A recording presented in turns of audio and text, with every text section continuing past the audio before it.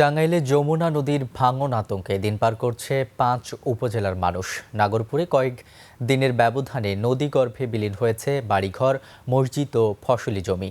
অনেক পরিবার ঘর হারিয়ে খোলা আকাশের নিচে, কেউ আশ্রয় নিয়েছেন স্বজনদের বাড়িতে।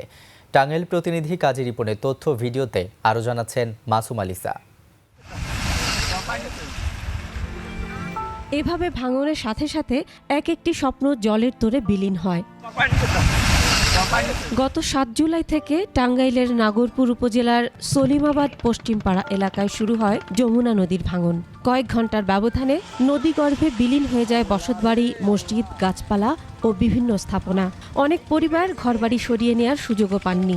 আসবাবপত্র, নগদ অর্থসহ প্রয়োজনীয় জিনিসপত্র হারিয়ে নিঃস্ব হয়ে পড়েছেন তারা।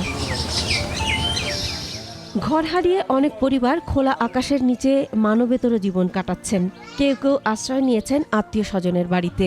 পর্যাপ্ত সরকারি সহায়তা না পাওয়ার অভিযোগও করেছেন ক্ষতিগ্রস্তরা। জায়গা জমি না যে সেই জায়গা যা বাড়ি করবো, এই বস্তা করে যে আগের থেকে ফালাইতো না নদীতে ফিরে যেত। রাত ৮টা শুরু করে সকাল ভোর ৬টা তুরি এর মধ্যে ক্লিয়ারে দেখা। স্থানীয়দের অভিযোগ, নিম্নমানের কাজ এবং সময়মতো কার্যকর ব্যবস্থা না নেয়ায় প্রতি বছর একই দুর্ভোগে পড়তে হচ্ছে।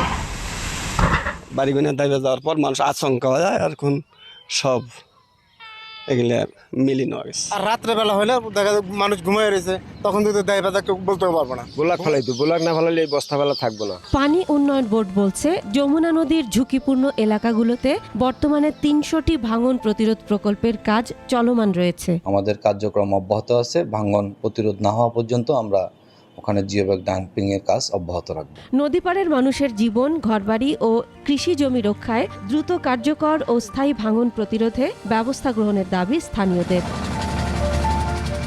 Masum আলিসা, desk report, ২১ television.